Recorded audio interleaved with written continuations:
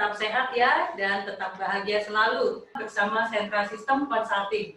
Nah, untuk kali ini topik kita akan membahas tentang integrasi identifikasi aspek dampak dan bahaya resiko.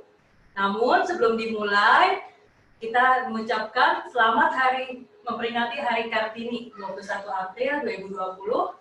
Semoga menjadi inspirasi semua kaum wanita di Indonesia untuk selalu maju.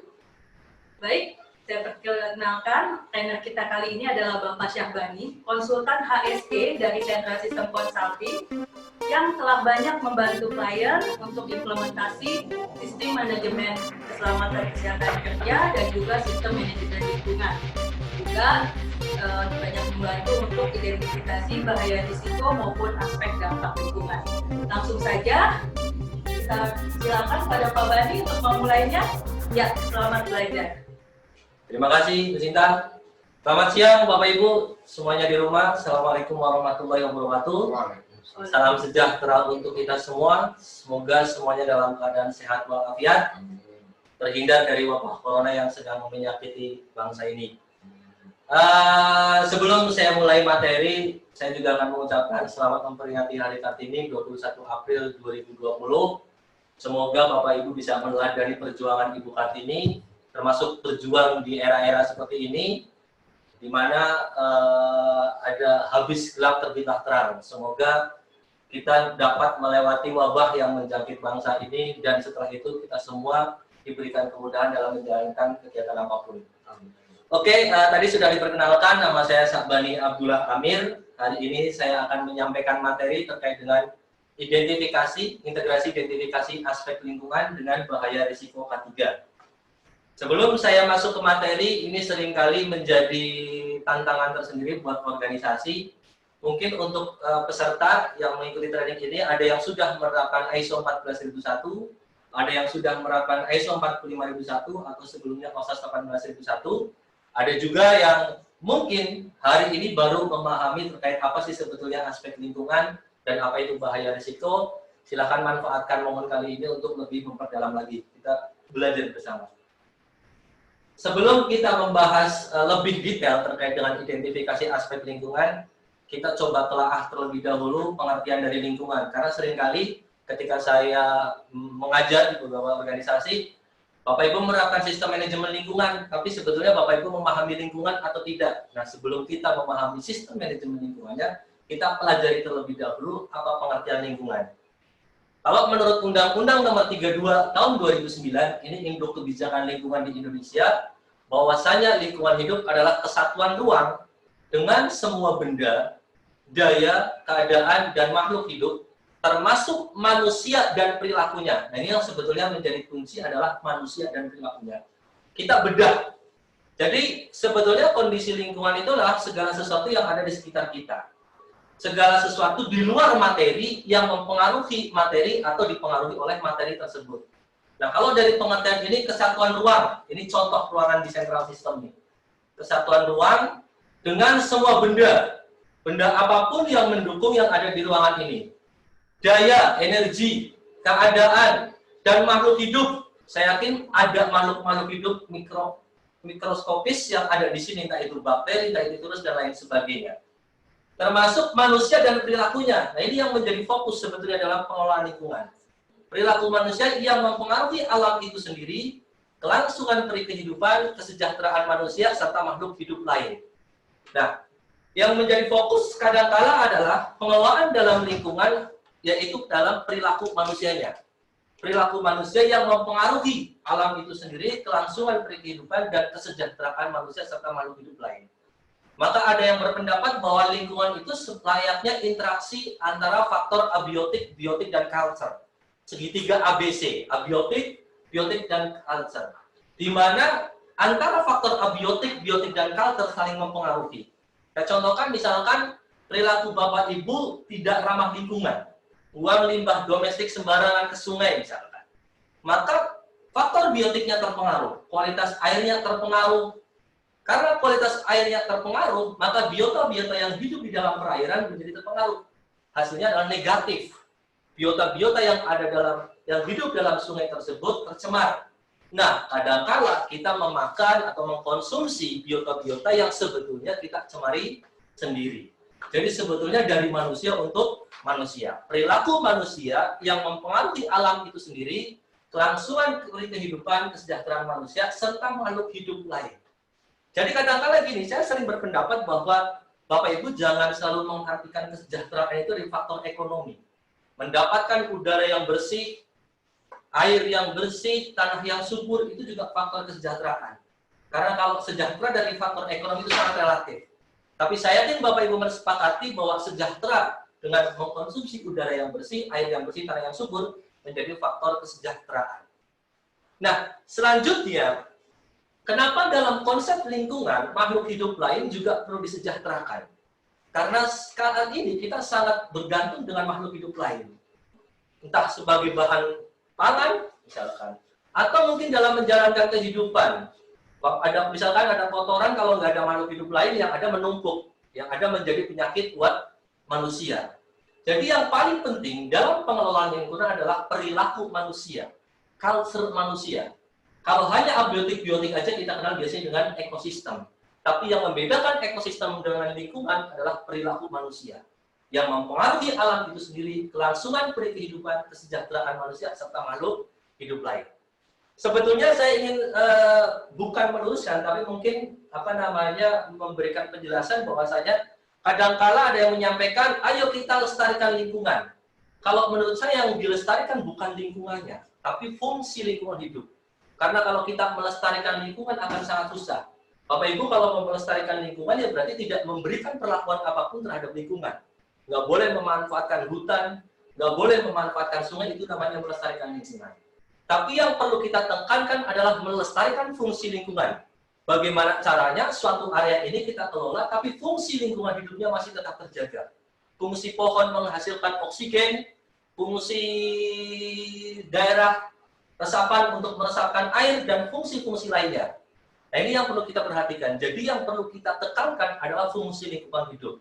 Maka pemerintah dalam hal ini berupaya untuk menjaga kelestarian fungsi lingkungan hidup, biasanya menerapkan dokumen-dokumen lingkungan pada setiap kegiatan yang akan melakukan pembangunan. Ada dokumen AMDAL, UKL, dan lain sebagainya yang kemarin dijelaskan oleh Pak Cahyadi. Nah, ini lingkungan. Jadi, center dalam pengelolaan lingkungan adalah perilaku manusia. Nanti identifikasi aspek lingkungan, bagian dari upaya organisasi, atau silakan mungkin tidak hanya dalam organisasi bisa, mungkin Bapak Ibu di rumah tangga, oh saya mau identifikasi aspek lingkungan dari kegiatan saya sehari-hari agar tidak mencemari lingkungan, silakan saja.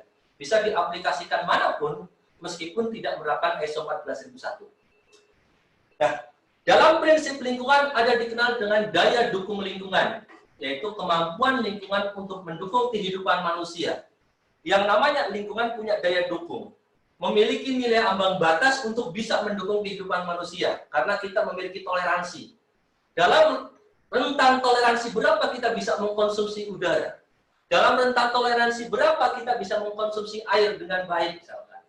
Karena kita memiliki nilai toleransi. Bapak Ibu bayangkan menghirup udara yang kualitasnya kurang bagus. Bapak Ibu minum air yang pH-nya sangat rendah atau sangat tinggi. Nah, ini yang dikenal dengan daya dukung. Lingkungan punya kemampuan untuk mendukung kehidupan manusia. Nah, pertanyaan saya adalah, bagaimana kalau lingkungan sudah tidak dapat mendukung kehidupan manusia? Yang terjadi mungkin terburuknya adalah kepunahan manusia. Jadi sebetulnya Bapak Ibu bisa menciptakan kepunahan kita semua dengan cara mencemari lingkungan. Nah, itu yang harus kita cegah bersama. Bahwasanya kita harus mengendalikan perilaku kita agar lingkungan kita tetap memberikan fungsi terhadap kita, memberikan fungsi menghasilkan oksigen, memberikan resapan sehingga pada saat kemarau airnya masih ada, pada saat musim hujan tidak terjadi banjir, dan lain sebagainya. Nah, tadi ada pertanyaan kenapa kita juga harus melestarikan makhluk hidup lain, karena kita bergantung dengan makhluk hidup lain. Saya beberapa kali melakukan penelitian di area mangrove. Dari nelayan-nelayan memberikan statement bahwasanya setelah hutan mangrove-nya hilang, maka yang terjadi adalah kelangkaan ikan. Jadi dalam lingkungan itu ada unsur yang dapat mempengaruhi unsur yang lain. Satu tatanan unsur hilang akan mempengaruhi unsur yang lain. Contohnya misalkan, Bapak Ibu melakukan penebangan hutan mangrove tadi dengan dilakukan penebangan tanpa mempertimbangkan keberlanjutan fungsi lingkungan hidupnya, ditebang, dieksploitasi. Yang terjadi hutannya gundul, hutan mangrove-nya. Sedangkan mangrove memiliki fungsi ekologi sebagai tempat berpijak ikan, tempat mencari makan ikan, dan lain sebagainya. Karena tempat makannya hilang, tempat berpijaknya hilang, maka yang terjadi adalah kelangkaan ikan. Pendapatan nelayan berkurang. Akhirnya di pasaran ikan berkurang. Yang terjadi apa kalau ikannya berkurang? Kita kekurangan ikan. Ekonomi nelayan terganggu. Akhirnya berujung kepada harga ikan naik. Dan nanti akan mempengaruhi daya beli masyarakat. Nah, ini cuma gara-gara dari hutan mangrove. Satu unsur hilang dapat mempengaruhi unsur yang lain. Nah, dengan mengidentifikasi aspek lingkungan, bagaimana caranya agar fungsi-fungsi lingkungan hidup ini masih tetap terjaga. Ini sedikit gambaran terkait dengan lingkungan hidup. Jadi kalau saya tanya beberapa klien saya, Pak, lingkungan penting atau tidak? Harusnya setelah mendapatkan materi ini, Bapak Ibu menjawab sangat penting. Karena kesejahteraan kita tergantung bagaimana cara kita mengelola lingkungan ke depannya. Ada yang berpendapat bahwa lingkungan adalah titipan anak moyang kita. Gitu kan? Warisan anak moyang kita. Bapak Ibu silakan, kalau mau anak cucu kita tidak bisa melihat harimau, ya silakan. Anak cucu kita tidak bisa melihat ular, bisa melihatnya hanya di TV, ya silakan. Bisa menciptakan kepunahannya. Seperti itu. Nah, ini yang perlu diperhatikan. Poinnya adalah perilaku manusia. Selanjutnya, saya akan membahas terkait dengan K3. Dalam peraturan pemerintah nomor 50 tahun 2012, ini terkait dengan sistem manajemen K3, dijelaskan bahwa K3 adalah segala kegiatan untuk menjamin dan melindungi keselamatan dan kesehatan tenaga kerja melalui upaya pencegahan kecelakaan kerja dan penyakit akibat kerja. Ini dua hal ini sebetulnya upaya untuk melindungi. Kalau lingkungan adalah upaya melindungi saudara-saudara kita yang tinggal di sekitar area perusahaan atau tinggal di area kegiatan organisasi, kalau K3 fokus perlindungannya adalah tenaga kerja. Saya selalu menyampaikan, ketika Bapak Ibu ditunjuk menjadi penanggung jawab untuk mengimplementasikan sistem manajemen K3 dan lingkungan, Bapak Ibu niatkan sebagai ibadah.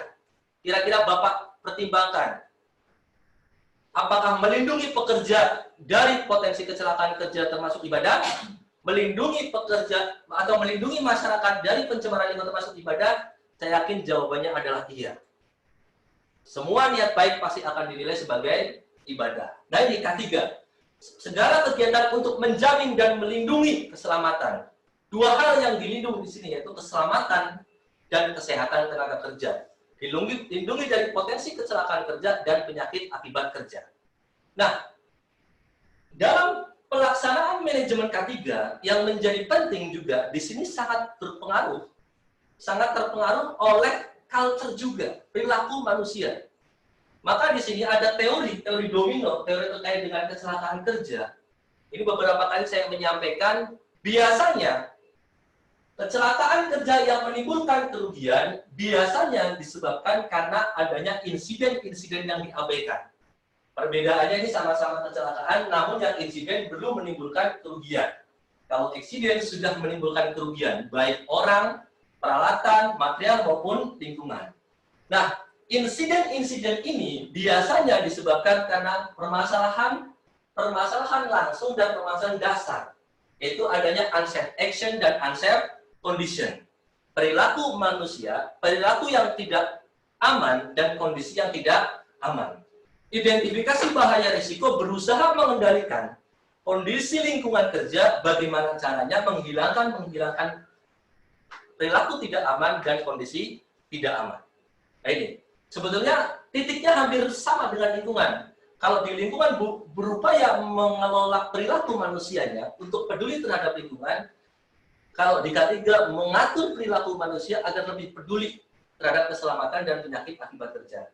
Nah, ini terkait dengan penyebab dasar, penyebab langsungnya, dan menjadi penyebab dasar adalah ketidaktahuan pekerja, kompetensinya, misalkan, terus pemahamannya, kurang peduli, arogan, dan lain sebagainya, itu yang menjadi penyebab dasar. Namun yang mengawali itu semua biasanya karena kontrol dari manajemen yang kurang baik dalam pengelolaan sistem manajemen K3. Jadi kalau Bapak Ibu mau menjalankan sistem manajemen K3-nya dengan baik, ya harus dari manajemen dulu nih. Manajemen harus betul-betul memiliki komitmen yang baik dalam pengelolaan K3, karena nanti akan sangat mempengaruhi. Ketika komitmennya kurang baik, maka biasanya kompetensi-kompetensi pekerja tidak dipedulikan. Terserah pekerja mau peduli terkait K3 atau tidak, mau paham K3 atau tidak, seperti itu kan. Karena pekerja tidak memahami terkait dengan bahaya, tidak peduli terkait dengan bahaya, maka biasanya terjadi kasus unsafe action dan unsafe condition. Perilaku tidak aman dan kondisi tidak aman.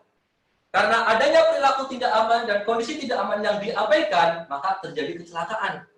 Meskipun belum menimbulkan kerugian, ada hampir celaka dan misalnya sebagainya. Nah, dari banyak kasus kecelakaan yang belum menimbulkan kerugian, biasanya ada salah satunya dapat menimbulkan kerugian.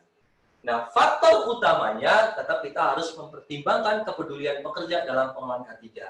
Bagaimana caranya? Dengan mengidentifikasi aspek lingkungan dan bahaya resiko terkait dengan K3, berupaya mengendalikan sumber-sumber penyebab kecelakaan kerja, berupaya mengendalikan sumber-sumber pencemaran lingkungan dari setiap kegiatan yang dilakukan oleh organisasi.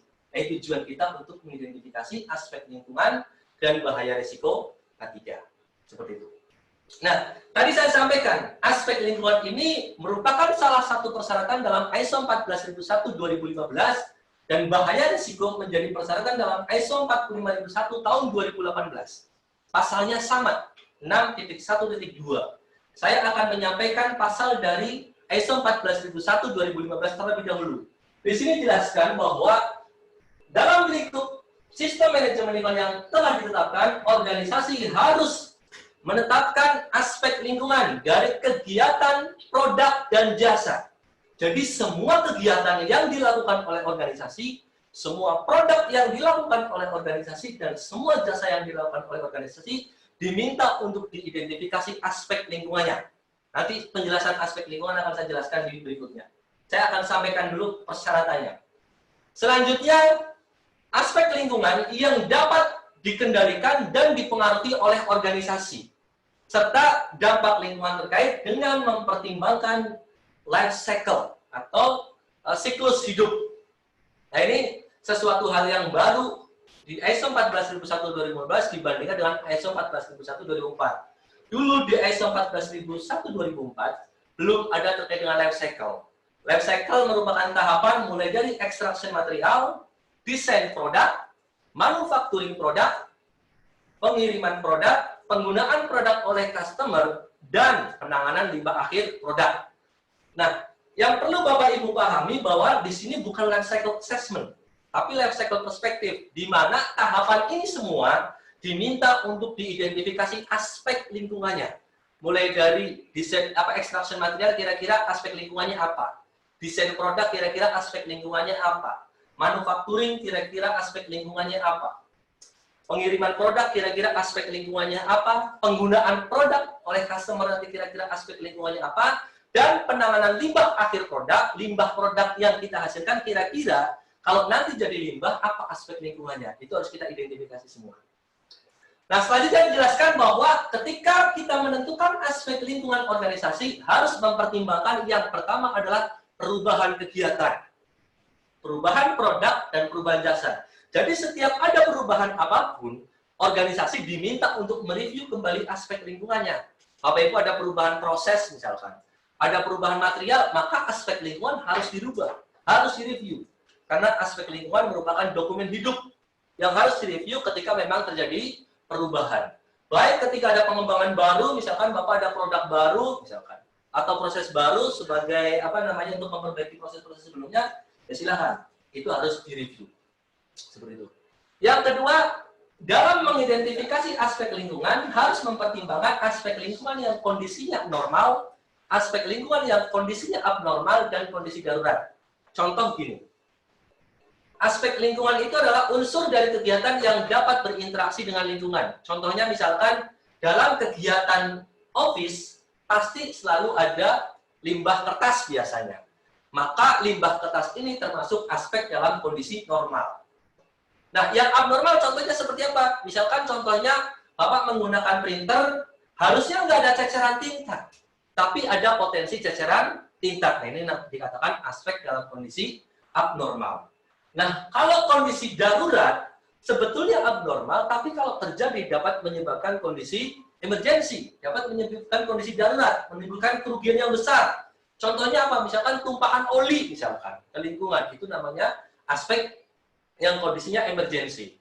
Misalkan lagi ada ledakan, yaitu aspek yang muncul dalam kondisi emergensi, itu harus dipertimbangkan. Jadi aspek yang diidentifikasi bukan hanya yang normal saja, yang abnormal juga diidentifikasi, dan yang kondisinya darurat juga harus diidentifikasi. Selanjutnya persyaratannya menjelaskan bahwa organisasi harus menentukan aspek lingkungan yang mempunyai atau dapat mempunyai dampak lingkungan, baik dampak lingkungan penting maupun tidak. Jadi nanti ada, setelah kita mengidentifikasi aspek lingkungan, organisasi diminta untuk menetapkan kira-kira dari aspek tersebut apa dampaknya terhadap lingkungan. Nah, apakah dampak tersebut penting atau tidak? Nanti organisasi diminta untuk mengidentifikasi. Dampak penting itu berarti dampaknya signifikan, besar, pengaruhnya besar terhadap lingkungan. Seperti itu. Nah, selanjutnya dalam persyaratan disampaikan organisasi harus melakukan komunikasi aspek lingkungan penting pada berbagai tingkatan dan fungsi organisasi bila sesuai. Jadi ini yang perlu Bapak Ibu perhatikan, jangan sampai organisasi mengidentifikasi aspek lingkungan hanya persyaratan administratif saja. Yang penting saya sudah mengidentifikasi, selesai. Enggak seperti itu. Tapi Bapak Ibu harus bagaimana caranya mengkomunikasikan aspek lingkungan ini kepada setiap pekerja yang melaksanakan pekerjaan untuk kegiatan tersebut. Mereka harus dibekali dengan pemahaman bahwa kita harus mengendalikan nih aspek lingkungannya. Kalau sampai ini kita abaikan, potensinya ada pencemaran yang dapat mempengaruhi organisasi. Nah, ini yang penting.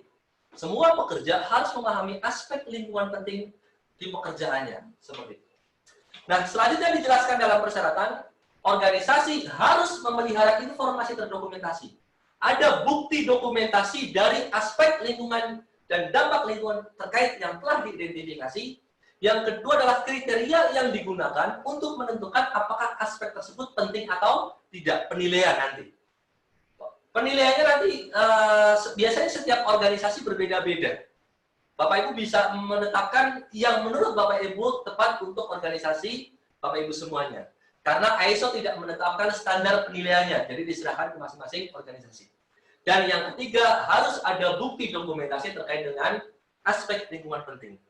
Nah, yang menjadi hal yang baru di dalam ISO 14001/2015 dalam identifikasi aspek lingkungan di catatan ini Bapak Ibu. Bahwasanya aspek lingkungan penting dapat mengakibatkan risiko dan peluang yang terkait dengan dampak lingkungan yang merugikan atau ancaman, atau dampak lingkungan yang menguntungkan atau peluang. Seperti Bapak Ibu ketahui bersama, risiko adalah efek ketidakpastian dalam mencapai suatu tujuan. Apa tujuan organisasi? Tujuan organisasi ya pasti sustainability. Bagaimana caranya kinerja lingkungannya meningkat. Tidak ada resiko peluang yang dapat mempengaruhi organisasi atau berpengaruh buruk terhadap organisasi.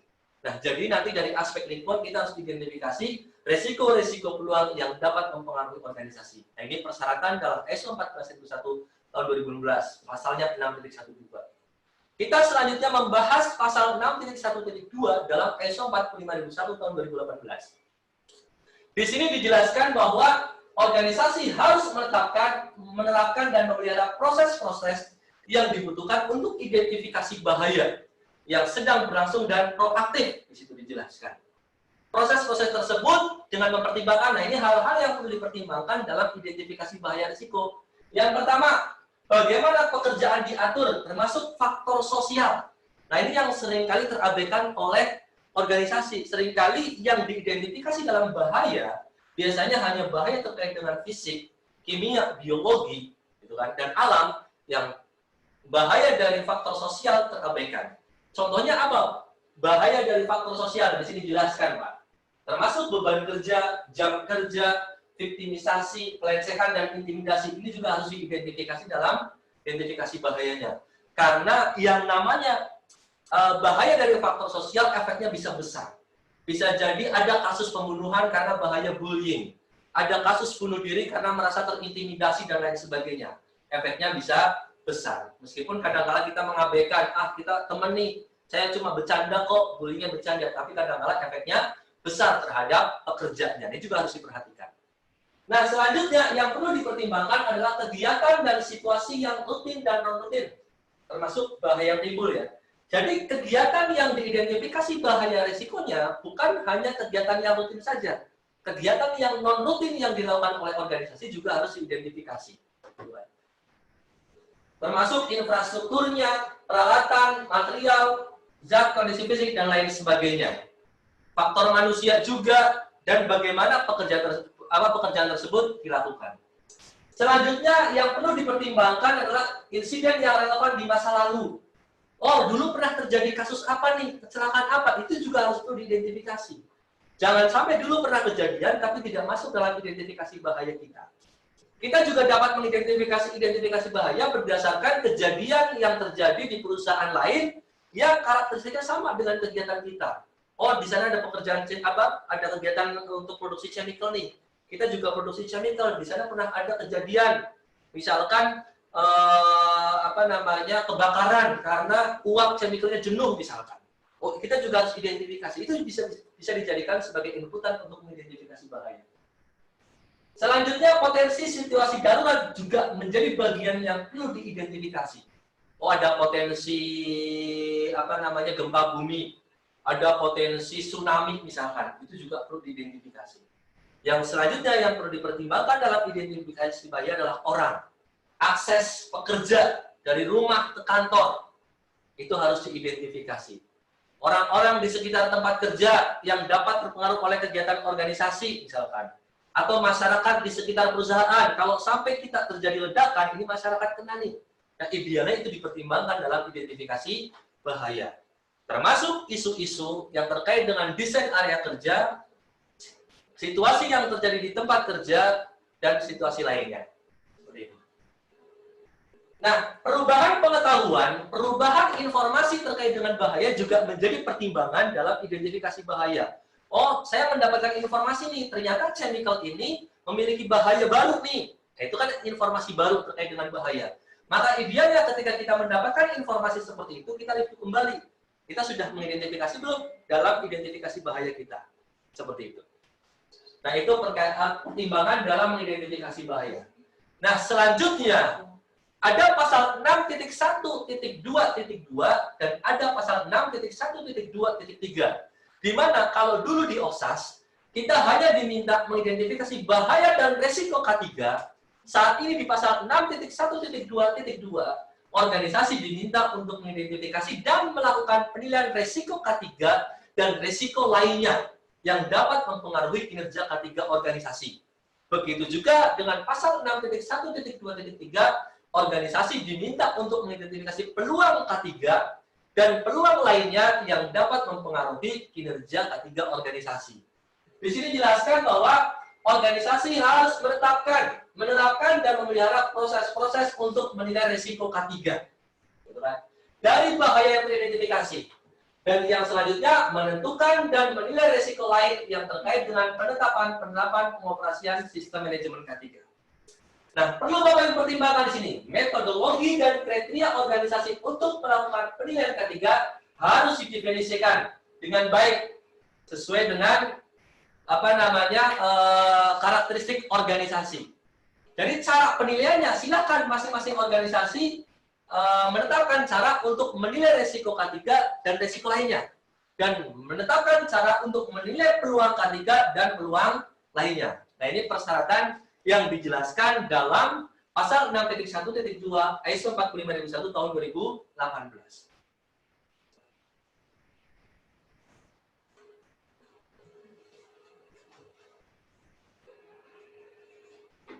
Sebentar Bapak Ibu, ada kesalahan teknis.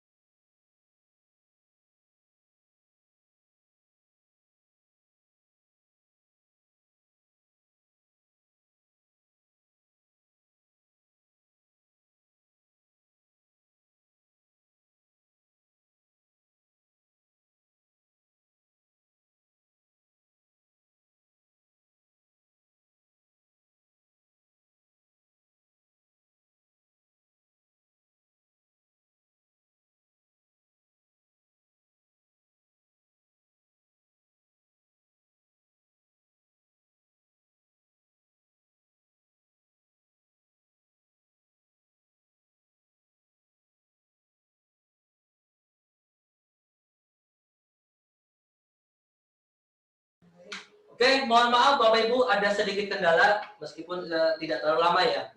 Kami mohon maaf yang sebesar-besarnya.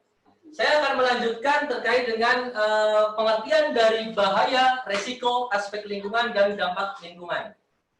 Tadi di dalam pasal 6.1.2 ISO 14001 dan 6.1.2 ISO 45001 organisasi diminta untuk mengidentifikasi aspek lingkungan dan dampak yang terkait dengan aspek lingkungan dan mengidentifikasi bahaya di ISO 45001.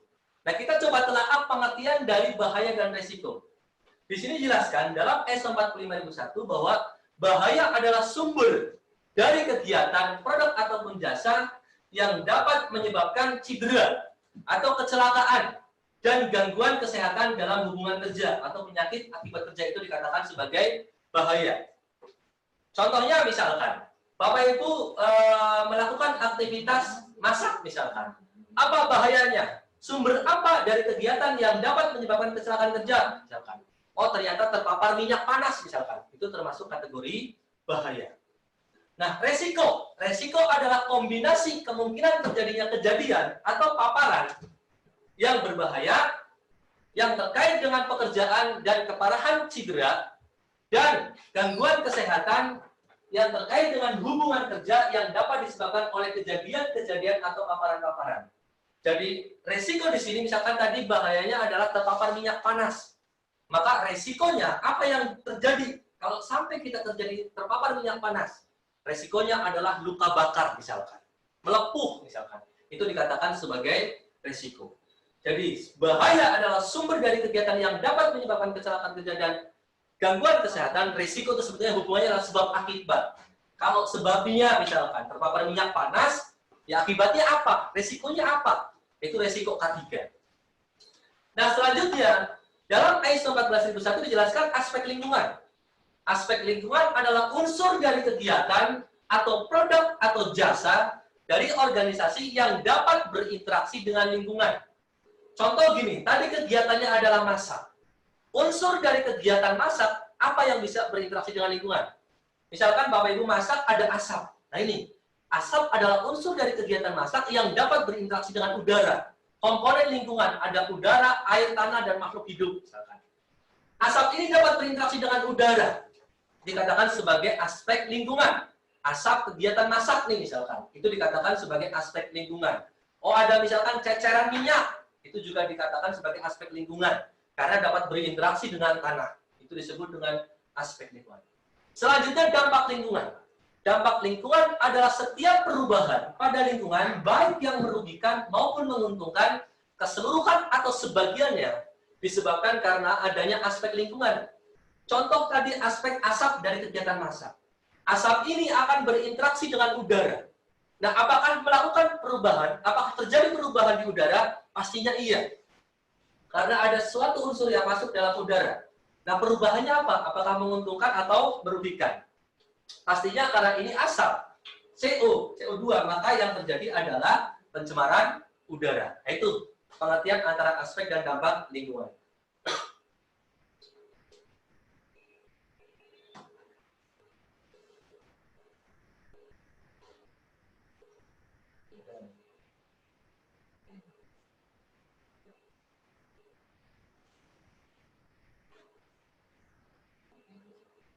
Nah, ini jenis-jenis identifikasi aspek lingkungan. Ada hal-hal yang perlu dipertimbangkan untuk mengidentifikasi aspek lingkungan. Yang pertama adalah pelepasan ke air. Dari kegiatan tersebut, kira-kira apa nih yang kita nanti akan buang ke air? Contohnya misalkan, dari kegiatan masak tadi. Oh, ada nanti air sisa cucian misalkan. Air sisa cucian sayuran. Nah, limbah air sisa cucian ini dikatakan sebagai aspek lingkungan. Jadi jenis-jenis identifikasi aspek lingkungan yang pertama adalah kegiatan yang dapat memberikan pelepasan ke air. Yang kedua, emisi ke udara. Tadi ada asap, dia berinteraksi dengan udara. Nah, itu juga merupakan aspek lingkungan. Yang ketiga, pelepasan ke tanah. Oh, tadi dari kegiatan masak, ada sayuran, ada kemasannya, plastik, dan lain sebagainya. Nanti Bapak Ibu akan buang ke tanah misalkan. Itu dikatakan sebagai aspek lingkungan.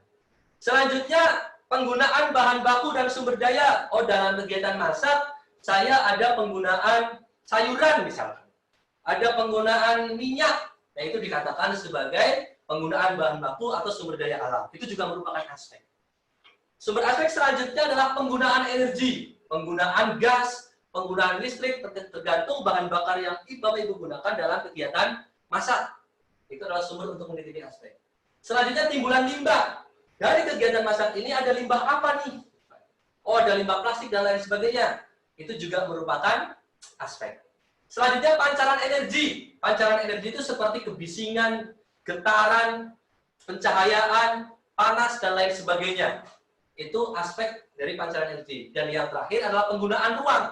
Bapak Ibu melakukan penggunaan ruang, menutup ruang. Nanti dampaknya ini terkait dengan resapan air. Nah, ini adalah jenis-jenis atau kategori-kategori untuk mengidentifikasi aspek lingkungan. Jadi ini Bapak Ibu perlu pertimbangkan. Apakah dari kegiatan masak ada nggak pelepasan ke air, ada nggak emisi ke udara, ada nggak pelepasan ke tanah, ada nggak penggunaan sumber daya, ada nggak penggunaan energi, timbulan limbah, pancaran energi, dan penggunaan ruang. Ini sumber-sumber untuk mengidentifikasi aspek lingkungan. Selanjutnya, tadi saya menjelaskan terkait dengan life cycle, siklus hidup. Mulai dari extraction material, mendapatkan bahan baku, desain produk, manufacturing produk, pengiriman produk, penggunaan produk oleh customer, dan penanganan limbah akhir produk. Dari tahapan ini semua, kita diminta untuk mengidentifikasi aspek lingkungan dari kegiatan. Oh, kita ada pengadaan material nih, extraction material. Nah, gimana caranya kegiatan Bapak Ibu semuanya menggunakan material yang ramah lingkungan, menggunakan material yang legal mendapatkannya sesuai dengan peraturan perundangan.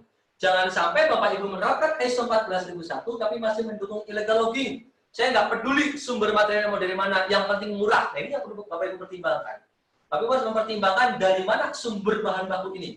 Jangan sampai saya bikin kertas tapi kayunya dari illegal logging. Saya bikin semen misalkan, tapi bahan bakunya dari tambang yang ilegal dan cenderung merusak lingkungan. Itu harus dipertimbangkan. Kira-kira aspek lingkungannya apa? Nah, nanti kita organisasi harus memberikan persyaratan lingkungan kepada penyedia eksternal. Nah, selanjutnya di proses desain. Di dalam proses desain, organisasi harus mempertimbangkan persyaratan lingkungan untuk desain tersebut. Oh, saya mau bikin handphone misalkan. Ada nggak sih standar persyaratan lingkungan untuk handphone? Oh, misalkan penggunaan energinya harus yang low energy misalkan.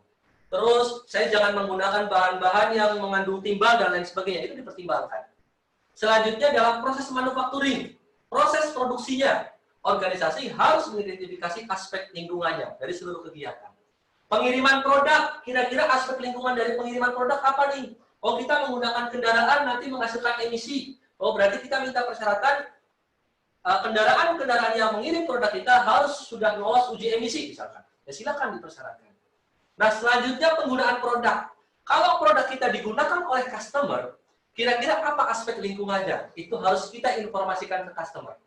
Termasuk, kalau produk kita nanti jadi limbah oleh customer, kita juga harus berikan informasi. Oh, ini loh, misalkan contoh, produk handphone. Kalau menjadi limbah, nggak boleh dibuang pada tempat sampah yang sembarangan, misalkan. Harus dikelola menjadi limbah B3, misalkan, karena mengandung PCB, misalkan, seperti itu. Maka biasanya ada informasi di belakang handphone Bapak Ibu semuanya, ada gambar tempat sampah disilang. Biasanya ada di dalam baterai atau di belakang casing. Itu memberikan informasi bahwa produk ini kalau jadi limbah tidak boleh dibuang pada tempat sampah sembarangan karena merupakan limbah yang berbahaya. Seperti itu. Jadi life cycle perspektif intinya itu. Bukan life cycle assessment, tapi mengidentifikasi aspek lingkungan dari setiap kegiatan. Seperti itu. Nah, selanjutnya jenis-jenis bahaya. Kalau tadi kategori-kategori untuk mengidentifikasi aspek lingkungan, selanjutnya adalah jenis-jenis untuk mengidentifikasi bahaya. Ada bahaya fisik, ada bahaya kimia, ada bahaya biologi, ada bahaya psikologi, dan ada bahaya alam. Apa saja contoh-contoh bahaya fisik? Ini contoh-contoh bahaya fisik. Pertama ada contoh bahaya mekanis. Contohnya terjepit belt conveyor misalkan. Ini merupakan bahaya fisik. Terbentur flywheel misalkan. Terus ada bahaya arus listrik, tersengat arus listrik misalkan. Terus ada bahaya panas, terpapar air panas, terpapar minyak panas, percikan logam panas, itu merupakan bahaya fisik. Selanjutnya ada bahaya api, luka bakar, tubuh terbakar api, itu juga merupakan bahaya fisik. Bahaya bejana tekan, ledakan dari bejana tekan, itu merupakan bahaya fisik. Selanjutnya bahaya ledakan tangki LNG misalkan. Cat, kebisingan, pencahayaan, getaran, jatuh dari ketinggian, itu juga merupakan bahaya fisik. Nanti Bapak Ibu bisa cek di materi yang saya sampaikan. Selanjutnya bahaya di area terbatas, confined space, bahaya ergonomis, yang menyebabkan low back pain, bahaya radiasi, ionisasi, itu juga merupakan bahaya fisik. Contoh-contoh untuk bahaya fisik. Selanjutnya bahaya kimia, mulai dari paparan bahan kimia, uap dari bahan kimia, mungkin Bapak terpapar tangannya, bereaksi karena bahan kimianya korosif dan lain sebagainya. Terus kait dengan tumpahan, pencemaran, itu juga merupakan bahaya kimia.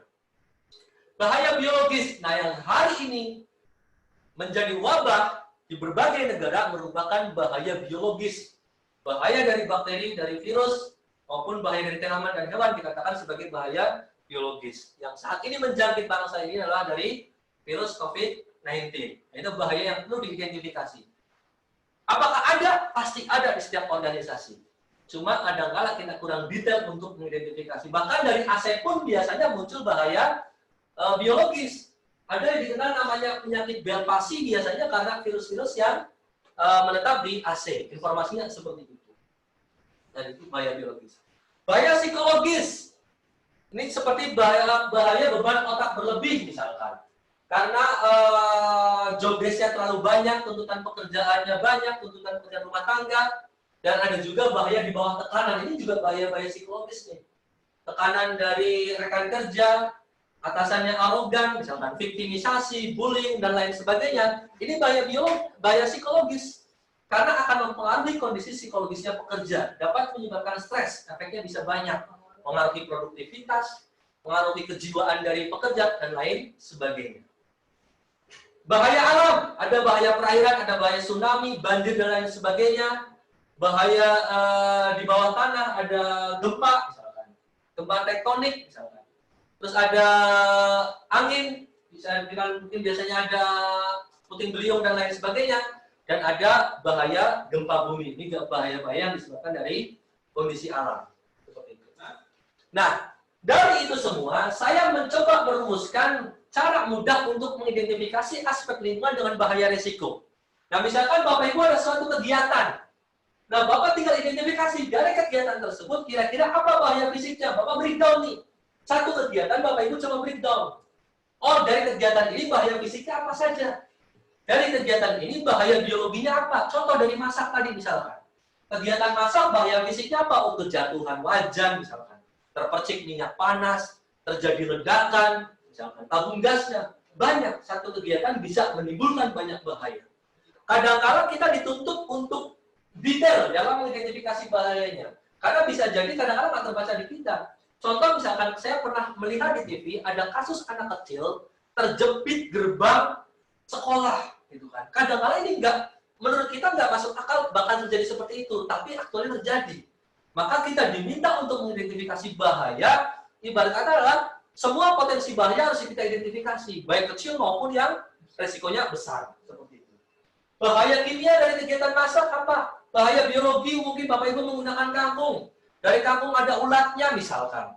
Ada bakterinya dan lain sebagainya, maka harus dicuci. Misalkan. Itu karena memiliki bahaya biologi. Bahaya kimia, ternyata dari kangkung tersebut dulu menggunakan pestisida dan lain sebagainya. Logam berat ada kandungannya, malah kita harus melakukan pencucian.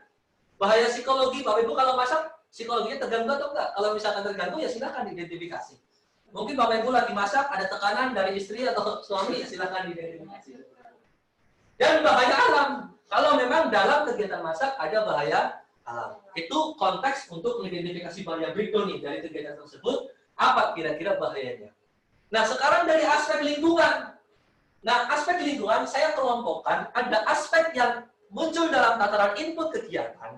Ada yang muncul dalam kegiatan berlangsung. Dan aspek yang muncul dalam output kegiatan. Saya bagi menjadi polanya seperti ini. Kalau aspek yang muncul dalam input kegiatan berupa penggunaan bahan baku atau penggunaan sumber daya alam, penggunaan energi, penggunaan ruang, itu kategori input. Nah, yang perlu Bapak Ibu perhatikan gini, ada aspek lingkungan penggunaan air, ini hubungannya dengan dampak Bapak Ibu. Kalau aspeknya di input, dampaknya adalah kekurangan sumber daya, eksploitasi sumber daya alam, baik yang dapat diperbaharui ataupun yang tidak dapat diperbaharui. Jangan sampai ada aspek penggunaan air, dampaknya pencemaran air. Ini belum berhubungan, karena belum tentu muncul aspek limbah air. Tapi kalau aspeknya dalam tataran input, pasti dampaknya adalah eksploitasi sumber daya alam. Seperti itu. Nah, kalau aspeknya dalam kegiatan, yaitu pancaran energi, ada kebisingan, ada getaran, ada pencahayaan, maka dampaknya adalah gangguan kesehatan. Kalau aspeknya berupa input, emisi ke udara, pelepasan ke air, pelepasan ke tanah, timbulan limbah, hubungannya, dampaknya adalah pencemaran.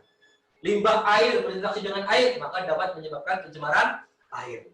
Limbah oli, Bapak Ibu buang ke tanah, dapat menyebabkan pencemaran tanah. Maka saya menetapkan pola dalam mengidentifikasi aspek lingkungan dan bahaya risiko polanya seperti ini. Jadi Bapak Ibu silahkan bedah setiap kegiatannya dengan pola seperti ini. Oh, ada kegiatan bahaya fisiknya apa saja, bahaya biologinya apa saja, bahaya kimianya apa saja. Ini memudahkan kita untuk mengidentifikasi dari setiap kegiatan. Seperti itu Bapak Ibu. Ini saya contohkan misalkan kegiatannya adalah operasional boiler. Bahaya fisiknya misalkan ledakan, terpapar permukaan panas, BBM terpercik api yang dapat menyebabkan kebakaran. Bahaya kimianya, paparan BBM ke kulit, misalkan barangkali bisa menyebabkan iritasi, BBM tertelan barangkali, misalkan. Terus ada potensi beban kerja berlebih dan lain sebagainya. Ini untuk bahayanya. Kalau untuk aspek lingkungannya ada penggunaan BBM, untuk pancaran energinya ada suhu panas, outputnya ada emisi gas buang, kebocoran BBM ke tanah, maupun kebocoran BBM ke air. Ini contoh dari operasional boiler dalam identifikasi aspek lingkungan dan bahaya risiko. Nah, dalam mengidentifikasi aspek lingkungan dan bahaya risiko, Bapak Ibu juga bisa menggunakan sumber-sumber yang lain. Bisa mengacu dari MSDS atau Material Safety Data Sheet, bisa menggunakan peraturan perundangan, atau bisa juga mengacu pada manual mesin atau manual produk. Biasanya dalam MSDS ada informasi bahwa bahan ini dapat menyebabkan pencemaran lingkungan, misalkan terhadap air, terhadap tanah, atau yang lainnya. Di MSDS seperti itu.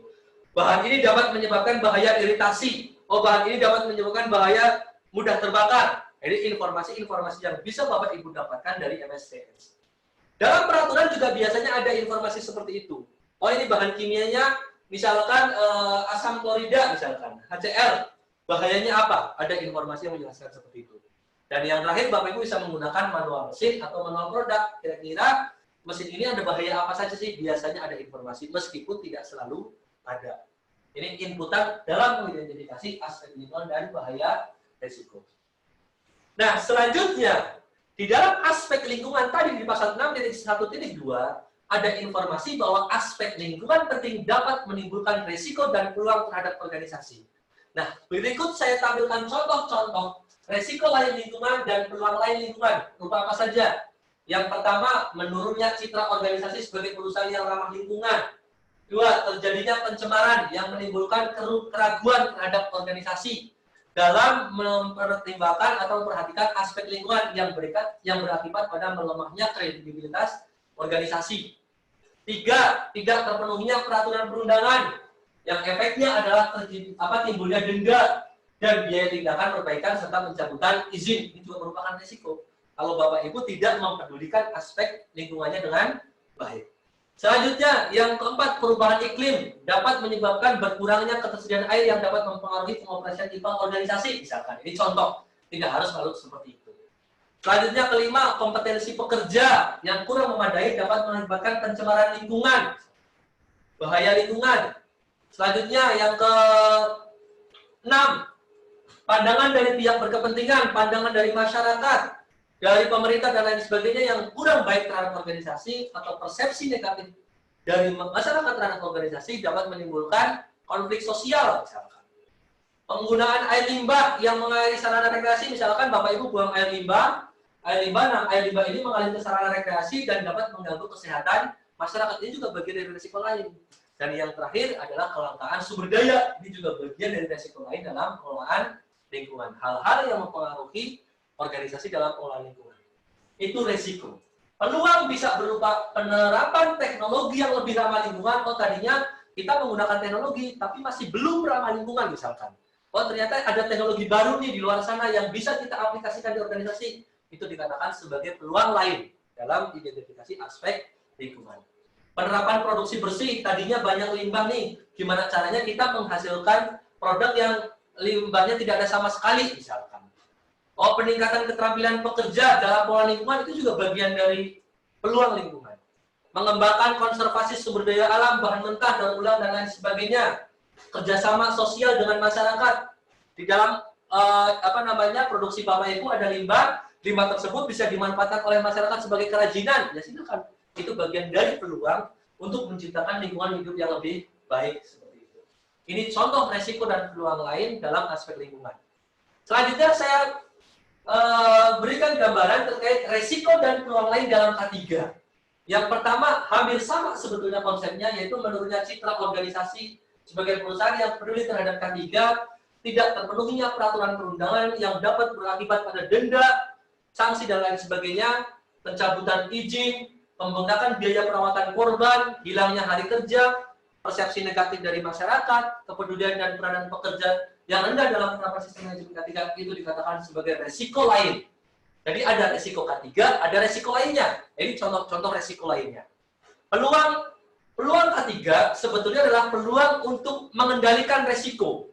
Maka biasanya ada hierarki, mulai dari eliminasi, substitusi, rekayasa, terus administrasi dan APD, itu kan bagian untuk mengendalikan resiko K3, itu dikatakan sebagai peluang K3. Nah, kalau peluang lainnya adalah peluang lain yang dapat mempengaruhi kinerja K3 organisasi. Contohnya, mengintegrasikan persyaratan K3 pada tahap paling awal siklus hidup, mulai dari fasilitas, peralatan, atau proses perencanaan, relokasi, desain, dan lain sebagainya. Yang kedua, mengintegrasikan persyaratan K3 pada tahap awal perencanaan. Jadi sebelum Bapak Ibu bangun, biar nanti resiko K3-nya tidak terlalu banyak, maka sebelum bangun kita mulai nih mempertimbangkan persyaratan-persyaratan K3-nya. Biar nanti nggak terlalu mahal nih. Contohnya setelah kita bangun, kita baru penuhi persyaratan K3-nya, cost-nya menjadi membengkak misalkan. Itu belum. Yang ketiga, menggunakan teknologi baru dalam peningkatan kinerja K3, meningkatkan budaya K3, meningkatkan visibilitas dukungan manajemen puncak, meningkatkan proses investigasi insiden, meningkatkan proses konsultasi dalam pengambilan keputusan, dan partisipasi dalam meminta pandangan misalkan dari pekerja, menetapkan tolak ukur, berkolaborasi dengan forum-forum lain dalam pola K3, itu bagian dari peluang lain dalam identifikasi bahaya. Seperti itu. Ini contoh resiko dan peluang lain dalam identifikasi bahaya risiko. Ini contoh yang saya coba buatkan. Contoh kegiatannya adalah operational boiler. Bahayanya adalah kebocoran, aspek lingkungannya adalah kebocoran tangki minyak bawah tanah. Dampak lingkungannya adalah pencemaran tanah dan air. Pengendalian yang sudah dilakukan, melakukan pengujian kualitas air tanah di sekitar tangki. Resiko lainnya apa? Oh, biaya pembengkakan pembersihan mahal kalau sampai terjadi kebocoran. Sanksi atau denda dari pemerintah karena menimbulkan cemaran. Peluangnya apa? Mengganti sumber pemanas boiler dengan energi matahari agar tidak terjadi kebocoran tangki minyak bawah tanah karena sumber energinya diganti.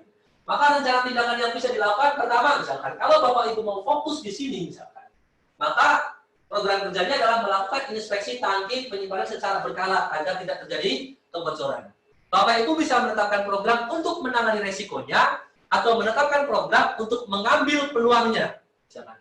Jadi bisa menetapkan sasaran lingkungan dengan mengganti sumber pemanas boiler dengan energi matahari, itu bisa dijadikan sebagai program. Contoh lagi, aspek penggunaan BBM. Dampaknya adalah eksploitasi sumber daya alam yang tidak dapat diperbarui. Pengendalian yang sudah dilakukan, penetapan standar penggunaan BBM. Resikonya biaya membengkak karena penggunaannya boros. Kelangkaan BBM. Peluangnya tadi sama, mengganti sumber pemanas boiler dengan energi matahari. Program kerjanya apa? Identifikasi potensi kebocoran. Kira-kira potensi-potensi kebocoran dari tangki ini dari mana aja nih? Misalkan. Dipetakan. Yang kedua, mencari alternatif jasa penyedia BBM lain. Karena ada resiko kelangkaan BBM, kita harus punya banyak sumber nih. Jangan sampai kita hanya beli dari satu sumber. Kalau nanti ini langka, takutnya kita terpengaruh, maka harus mencari sumber yang lain. Jangan seperti itu. Yang ketiga, menetapkan sasaran lingkungan, mengganti sumber pemanas boiler dengan energi matahari. Nah, selanjutnya terkait dengan bahaya, masih di operasional boiler. Oh, bahayanya adalah overheat boiler. Resikonya adalah kebakaran dan fatality. Pengendaliannya perawatan berkala boiler, ada alat deteksi suhu misalkan. Resikonya apa? Citra perusahaan menurun kalau sampai terjadi fatality, kerugian investasi.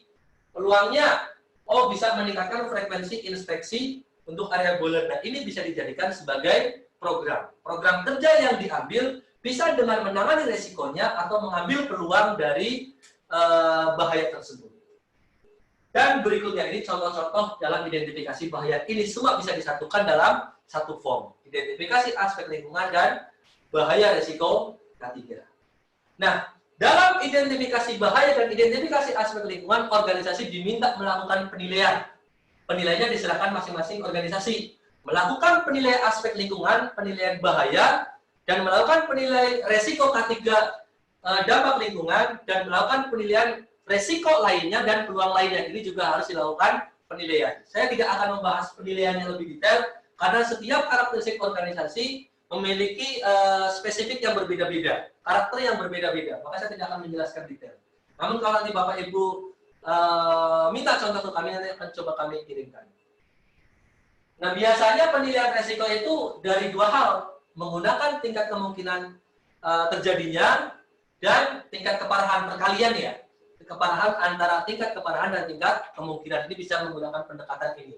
Meskipun tidak harus selalu menggunakan konsep seperti ini. Ini hanya hierarki pengendalian operasional yang tadi saya sampaikan, bahwasanya pengendalian operasional ada hierarkinya. Yang pertama adalah eliminasi, menghilangkan sumber bahayanya, menghilangkan aspek lingkungannya. Yang kedua adalah substitusi, mengganti. Misalkan yang tadinya kurang ramah lingkungan menjadi lebih ramah lingkungan, yang tadinya berbahaya menjadi tidak berbahaya.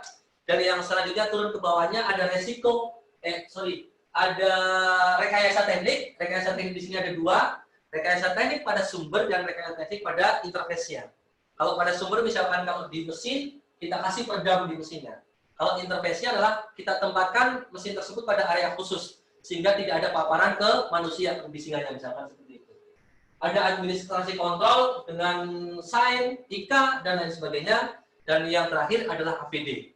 Jadi alat pelindung diri adalah level paling bawah dalam pengendalian bahaya maupun pengendalian lingkungan, karena tidak dapat menghilangkan bahayanya atau tidak dapat menghilangkan aspek lingkungannya. Ini contoh form identifikasi aspek lingkungan, meskipun tidak harus selalu seperti ini. Bapak Ibu bisa mengembangkan dengan pola yang lain. Ini hanya contoh saja, ada aktivitas, kegiatannya rutin atau non-rutin. Rutin atau non-rutin ini sebetulnya hanya untuk K3. Sebetulnya persyaratannya di K3, di lingkungan enggak, tapi kalau kegiatan ya silakan dimasukkan semua kegiatan rutin dan non-rutin. Nomor aspeknya apa, dampaknya apa, terus pengendaliannya. Nah, di sini ada kondisi operasional. Kalau kondisi operasional normal, abnormal, dan emergensi, itu hanya untuk lingkungan. Untuk K3 tidak perlu diisi, normal, abnormal, atau emergensi. Dan berikutnya, seperti yang ditampilkan dalam materi. Mungkin hanya itu yang bisa saya sampaikan, Bapak Ibu. Semoga memberikan manfaat untuk Bapak Ibu yang di rumah. Semoga tetap produktif dari rumah. Jika ada pertanyaan, silakan ditanyakan dalam chat. Dari saya cukup sekian. Assalamualaikum warahmatullahi wabarakatuh.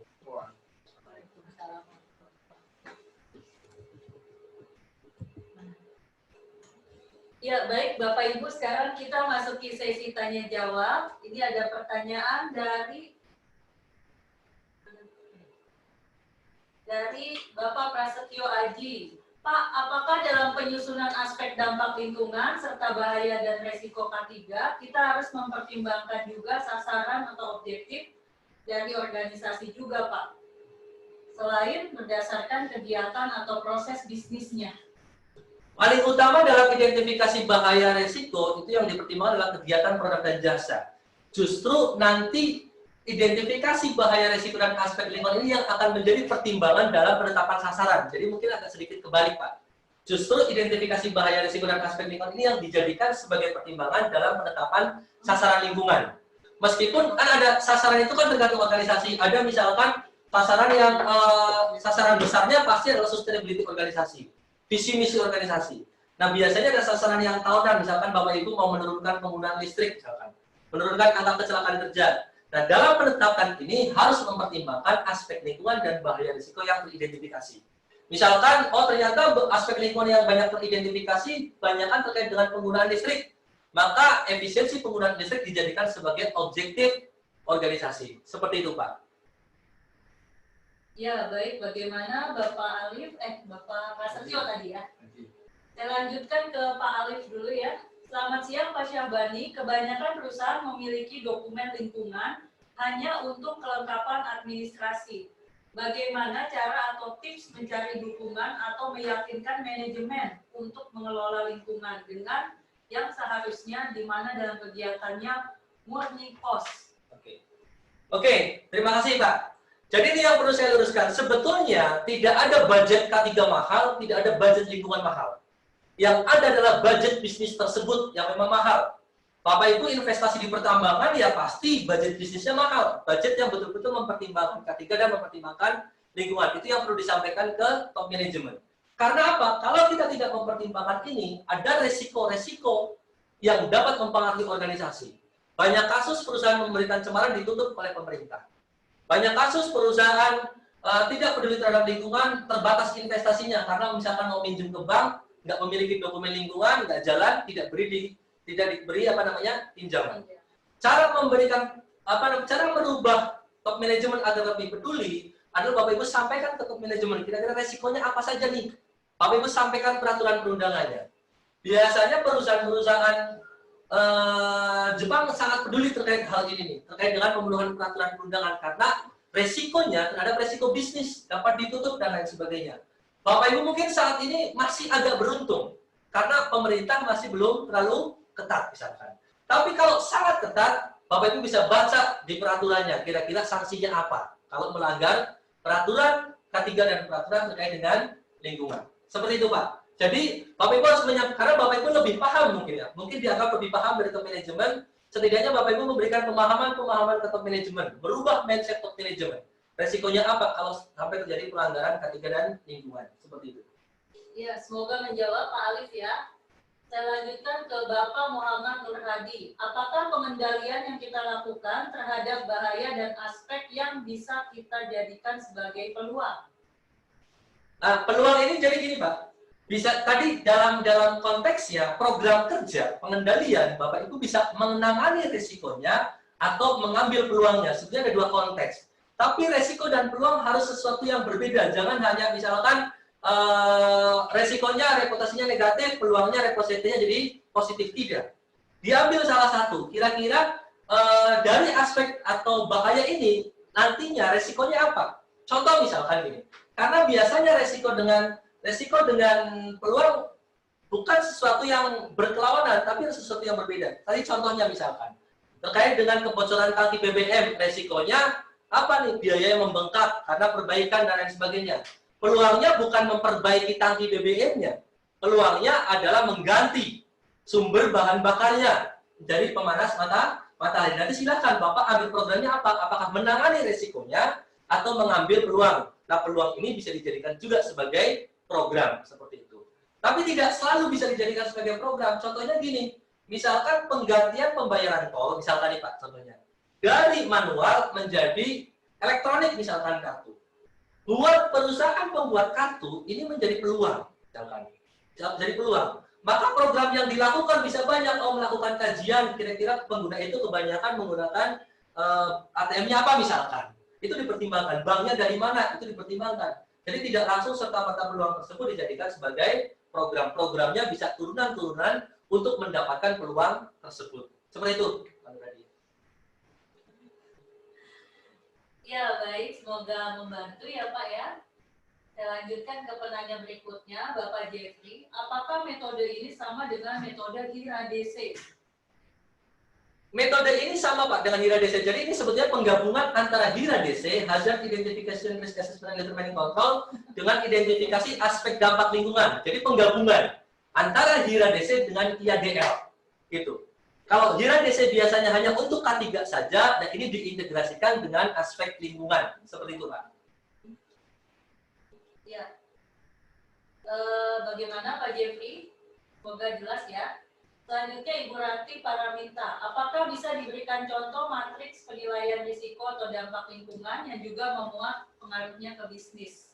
Nanti untuk contohnya, Ibu bisa minta ke marketing kami, nanti saya kirimkan, karena kalau saya sampaikan mungkin waktunya kurang cukup ya. Karena kalau membahas penilaian biasanya waktunya cukup lama. Dan biasanya organisasi memiliki karakteristik yang berbeda-beda. Nanti saya kirimkan contohnya. Ya, saya lanjutkan ke penanya dari DJN RBU. Pak, dalam identifikasi bahaya aspek lingkungan, apakah perlu untuk memasukkan isu eksternal? Aplikasinya seperti apa ya?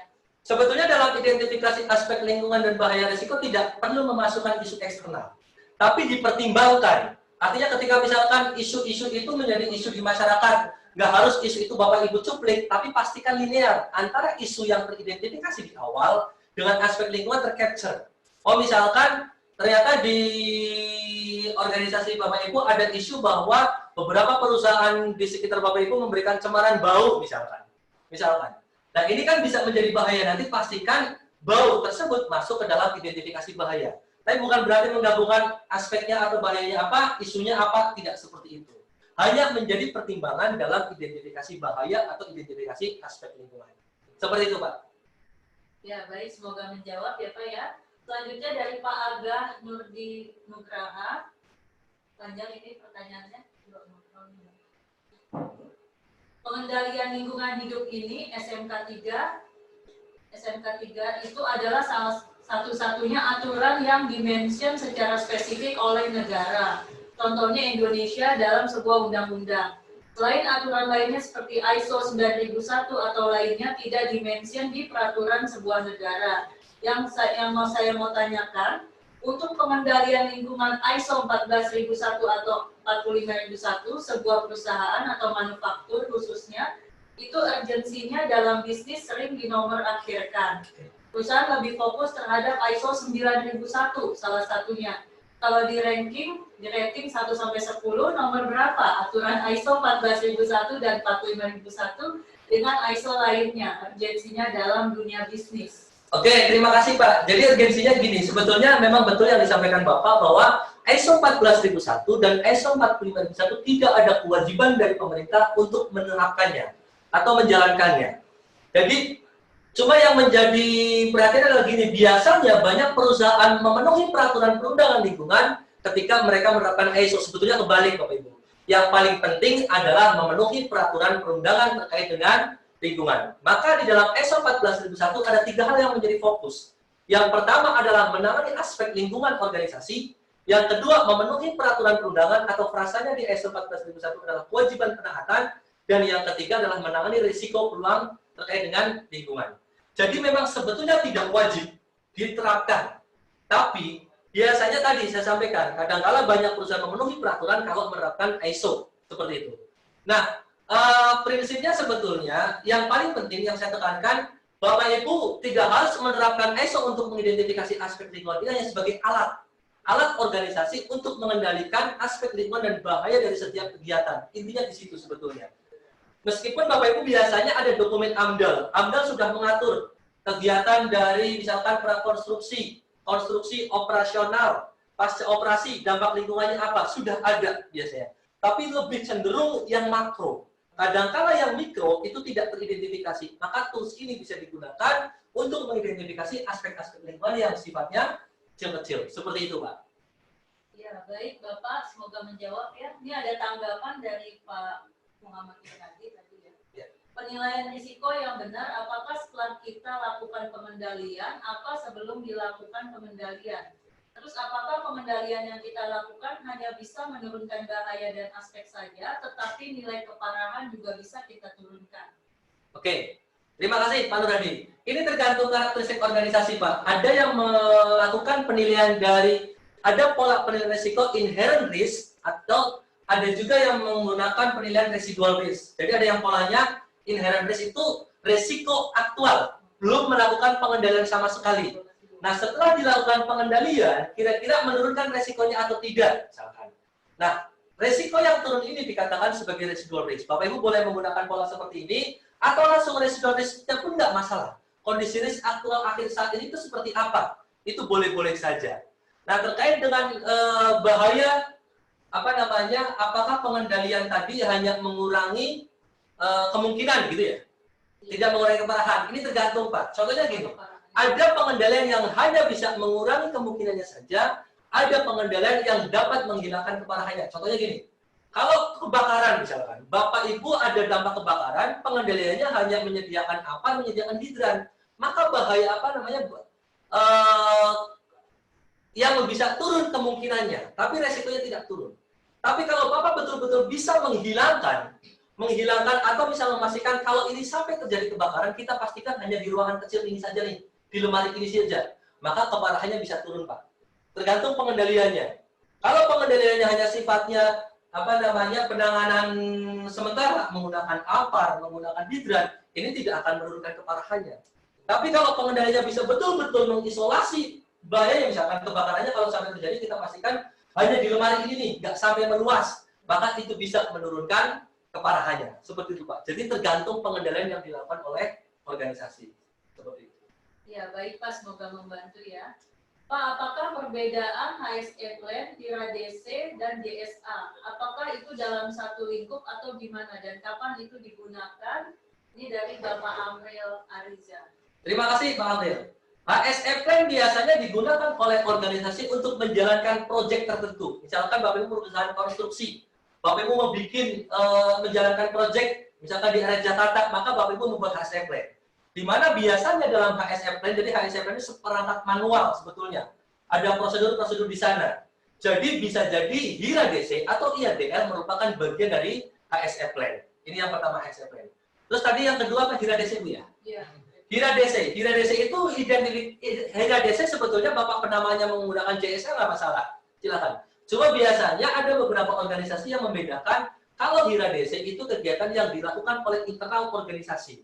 Kalau JSA, dokumen yang digunakan untuk mengidentifikasi bahaya risiko dari kegiatan yang dilakukan oleh pihak eksternal. Misalkan saya punya perusahaan, ada kontraktor mau renovasi di tempat saya, mereka harus membuat JSA. Tapi tidak harus dipisahkan seperti itu. Bisa saja Bapak menamakan identifikasi bahaya menggunakan JSA, silakan aja, itu hanya perbedaan nama saja.